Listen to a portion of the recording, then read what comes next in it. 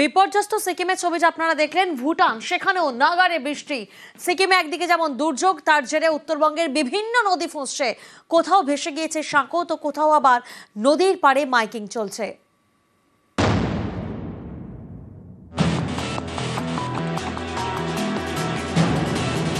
নদীতে এখন স্রোত, জলের তোড়ে ভেসে গিয়েছে বাঁশের সাঁকো। ভুটানে দফায় দফায় বৃষ্টি হচ্ছে কোচবিহারের তুফানগঞ্জেও। এর জেরে রায়ডাক নদী এখন ফুঁসছে। এ নদীর এক পারে রামপুর 1 এবং রামপুর 2 নম্বর গ্রাম পঞ্চায়েত, অন্য পারে তুফানগঞ্জ বক্সিরহাট। এই নদী পারাপারের জন্য বড় ভরসা বাঁশের সাঁকো। রায়ডাক নদীর জলের তোড়ে সেই সাঁকোটাই ভেসে গিয়েছে। এতে বেজায় বিপাকে দুপারের বাসিন্দারা। ঝুঁকি নিয়ে অনেকেই যাতায়াত করছে নৌকোয়। সাঁকো ছিল তখন তো অসুবিধা হতো আমাদের, বক্সিরহাট যেতে টাইম প্রচুর শর্ট হতো। তখন তো জাকলাটা ভেঙে গেছে, জলের কারণে সাঁকো ভেঙে গেছে। হ্যাঁ, জলের কারণে সাঁকোটা ভেঙে গেছে।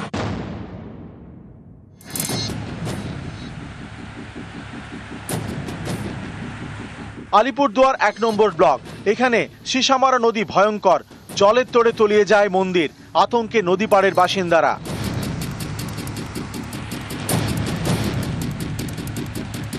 জল বাড়ছে তোর সাথেও।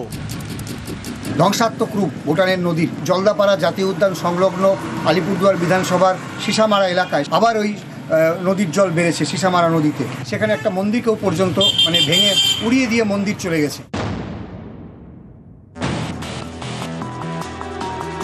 ভুটানে বৃষ্টি, সিকিমে বৃষ্টি। এর জেরে তিস্তার জল বেড়েছে। একই ছবি জল ঢাকারও। পরিস্থিতির উপর নজর রাখছে সেচ বিভাগের কন্ট্রোল রুম। তিস্তা পাড়ে চলছে মাইকিং। তিস্তা নদীতে জল ছাড়া হয়েছে, অযথা কেউ নদীতে নামবেন না, সতর্কভাবে থাকবেন। জলপাইগুড়ি কন্ট্রোল রুম থেকে পুরোই নজর রাখছি, কিন্তু বৃষ্টি হয়ে চলছে, তার জন্য জল ঢাকা এবং তিস্তা নদীতে যেটা হলুদ সতর্কতা, ডেঞ্জার লেভেলে জল উঠলে পরে সতর্কতা হয়, সেটা সতর্কতা জারি করা হয়েছে। এবং আমরা সমস্ত প্রশাসনকে আমাদের দিক থেকে যেখানে যেখানে প্রশাসনে জানানো দরকার সমস্ত জানিয়ে দেওয়া হয়েছে, এবং প্রশাসনের দিক থেকেও যা নির্দেশ দেওয়ার, সতর্ক করে দেওয়া, সেটা করে দেওয়া হয়েছে। এই সময় আর কি এত জল হয় না তিস্তাতে। যদি জলটা কমে যায় তাহলে পরে বিপদ নাও থাকতে পারে, কিন্তু জলটা বাড়লে পরে আমাদের কিন্তু রাতে ঘুম হবে না।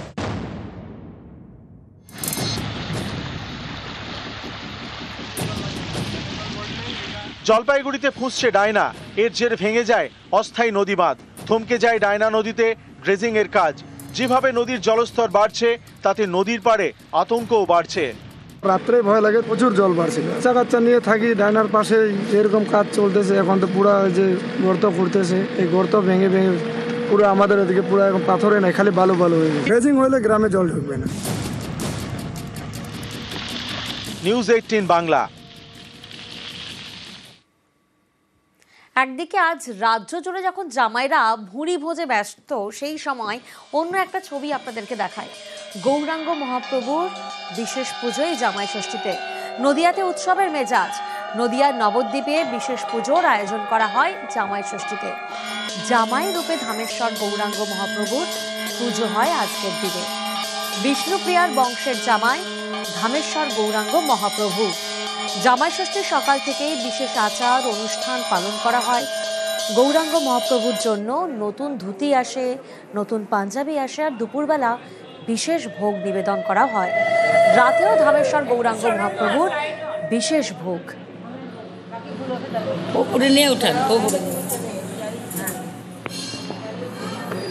প্রধানত মহাপ্রভুকে আমাদের এখানে জামাই রূপেই সেবা চলে, সারা বছর ধরেই কম বেশি চলেই থাকে।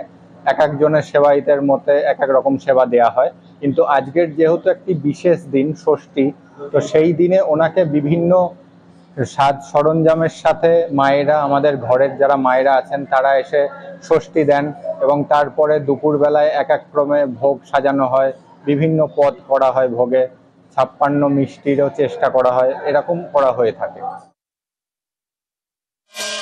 আমরা মহাপ্রভুকে নবদ্বীপবাসী জামাই হিসেবে দেখা হয়, কারণ তিনি নবদ্বীপের জামাই। জগন্নাথ মিশ্রের কন্যা বিষ্ণুপ্রিয়া দেবীর সাথে বিবাহিত হয়েছিল। আম, কাঁঠাল, নাড়ু, মোয়া, পাখা, দুব্ব, বাঁশের কলই সব কিছু দিয়ে আমরা বরণ করে থাকি। না অনুব্রত মণ্ডল, গতকালের পর আজও গড়হাজির। এসডিপিও অফিসে হাজিরা দিলেন না অনুব্রত মণ্ডল। আজও আইনজীবী পাঠিয়ে এসডিপিও অফিসে চিঠি। প্রতিনিধি ইন্দ্রজিৎ এই মুহূর্তে আমাদের সঙ্গে রয়েছেন।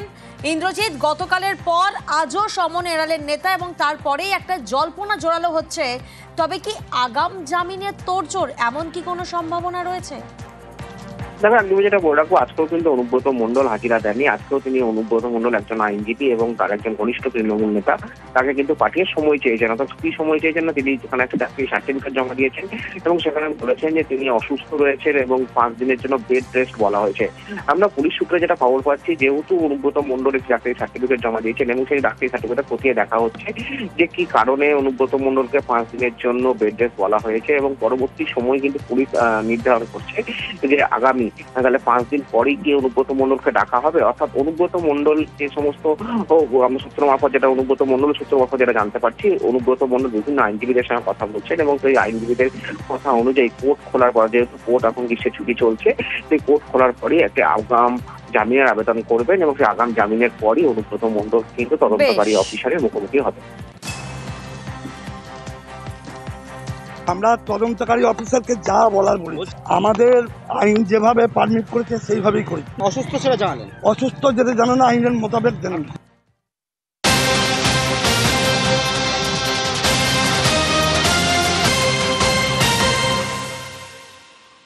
অন্যদিকে বোলপুরের আইসের বিরুদ্ধে সরব টিএমসিপি নেতা, ফেসবুক লাইভ, আর সেই লাইভে আক্রমণ অনুব্রত ঘনিষ্ঠ টিএমসিপি নেতার।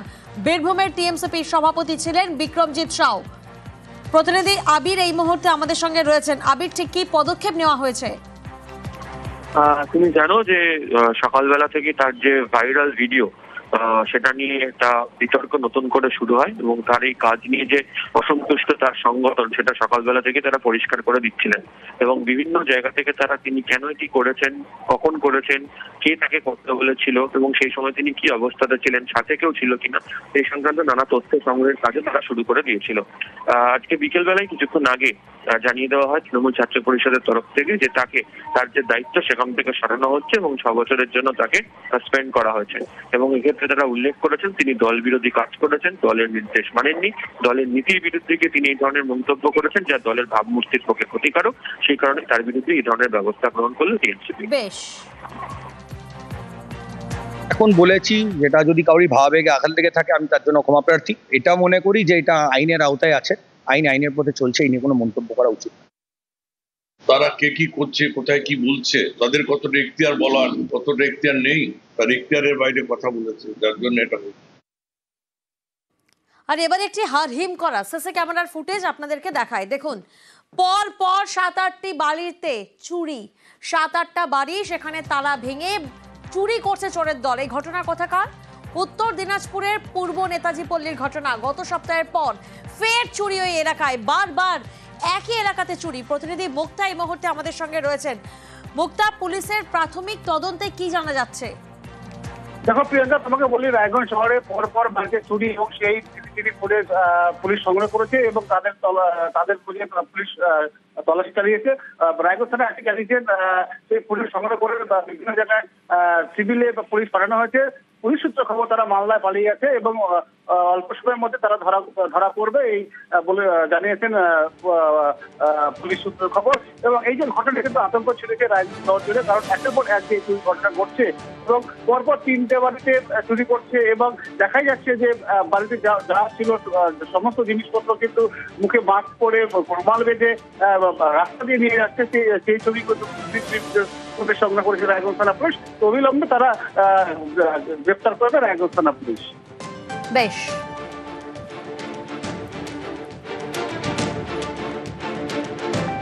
ভাঙা দেখছি তালা, তারপরে উপরে উঠেছি, উপরে দেখে সব আমার ড্রয়ার ফয়ার সব ভাঙা। যেহেতু আমি বাড়িতে কেউ থাকে না, কেন সেই অবর্তমানে এখন তারা কে এসছে তাও বলতে পারছি না। সব লকার টকার সব ভাঙা আছে। এই জিনিসপত্রের মধ্যে গিয়েছে শুধু আমার হচ্ছে একটা ডিনার সেট নিয়েছে, আর কিছু নেয়নি।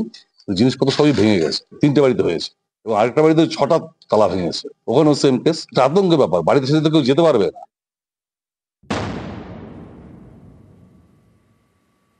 আর এবার দেখাবো ফাঁসি দেওয়ায় নদী চুরি। মতিয়া নদীর বুকে ফেলা হয়েছে ছাই আর পাথর। অভিযোগের আঙুল একটি পেপার মিল এবং তার পাশের জমির মালিকের দিকে। তারা অবশ্য মানতে নারাজ। পদক্ষেপের আশ্বাস দিয়েছে ভূমি দফতর।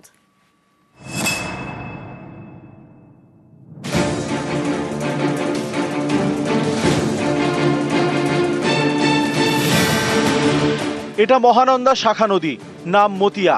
ছাই আর পাথর ফেলে বুঝিয়ে দেওয়া হচ্ছে নদী। শিলিগুড়ির ফাঁসি দেওয়া। এখানকার বিধাননগর 1 নম্বর গ্রাম পঞ্চায়েতের গা ঘেঁষে বয়ে গিয়েছে মতিয়া। এই নদীর পাশে রয়েছে একটি পেপার মিল। অভিযোগ, কারখানা বড় করতে তারা নদী দখলের ছক কষেছে। নদীর বুকে ফেলছে ছাই আর পাথর। এই পেপার মিলের পাশের জমির মালিকের বিরুদ্ধেও একই অভিযোগ। এই নিয়ে ক্ষুব্ধ স্থানীয়রা, কারণ মতিয়ার জলে অনেকে চাষ করেন। তাদের অভিযোগ, এভাবে নদী বুঝিয়ে দিলে চাষের ক্ষতি হবে, এমনকি বর্ষায় বিপদ বাড়বে। নদীর গতিপথ বন্ধ হয়ে গেলে জল ঢুকবে গ্রামে। আমাদের জমি সব তো এদিকেই, এখন নদী যদি এখানে বন্ধ করে দেয়, সবাই এখন আনারসের সিজন, এখন আনারসগুলো যদি পচে যায়, কথা নদী জল ঢুকলে কিন্তু আনারস পচে যায়, সে ড্যামেজ কেটে দিবে। পরবর্তী সময় আবার এই জল আবার গ্রামে ঢুকতে পারে। এখন চাচ্ছে যেরকম ছিল নদীটা সেরকমই থাক। নদী বাঁধ দিচ্ছে, দেখার কারণে আমাদের বস্তির লোকগুলো সবাই অবজেকশন করতেছি, মানে না। নদী ঘুরলে এদিকে আমাদের সব ভাঙে চিঙে একদম সর্বনাশ করে দিবে। আমাদের জমি যা আছে, আমার নিজের খতিয়ান জমিতে আমরা ছাই ফেলাচ্ছি, আর কোনো নদীতে জমিতে আর কিছু আলাদা আমরা ফেলাচ্ছি না। এই যে এই বোল্ডার ছাই এগুলো কি ফেলছে? এগুলা তো আমরা ফেলে নাই, হোসাতে পাশে যে জমি আছে ও বলছে আমাদের নিজের খতিয়ান জমিন, ওইখানে আমরা বোল্ডার নিয়ে আসে ফেলাইছি। আমি নদী পথ পরিবর্তন করছি না, আমার খতিয়ান জমি প্রতি বছর ভেঙে যাচ্ছে, যাতে বাঁচানোর জন্য আমি চেষ্টা করছি। প্রতি বছর 4-5 ফুট করে ভেঙে যাচ্ছে। না, নদীর গর্ভে আমি পরিবর্তন করি না। সরকার থেকে এসে মেপে দেখে আপনারা তদন্ত করে সিদ্ধান্ত নিতে পারেন। ব্যবস্থা নিচ্ছি, লোক পাঠাচ্ছি, দেখে আসছি অভিযোগের সত্যতা কতটা নেই। যদি অভিযোগ প্রমাণিত হয় তাহলে যা আইনগত ব্যবস্থা তখন মুক্ত করে এখানে সরকারি বোর্ড লাগিয়ে দিয়ে এসছে। সেই সমস্যাটা তো সমাধান করা গেছে, আবার তৈরি হয়েছে, আবার ব্যবস্থা নিতে হবে। প্রায় 3 একর এলাকা জুড়ে পেপার মিল। মাস 6 আগে এই পেপার মিলের বিরুদ্ধে কাজীগঞ্জ এলাকায় মতিয়ার চর দখলের অভিযোগ ওঠে। সেই জমি উদ্ধার করে ভূমি দপ্তর। কাজীগঞ্জ থেকে 500 মিটারের মধ্যে আবারও একই পেপার মিলের বিরুদ্ধে নদী চুরির অভিযোগ, যা নিয়ে পদক্ষেপের আশ্বাস দিয়েছে ভূমি দপ্তর। শিলিগুড়ি থেকে বিশ্বজিৎ মিশ্র, নিউজ 18 বাংলা।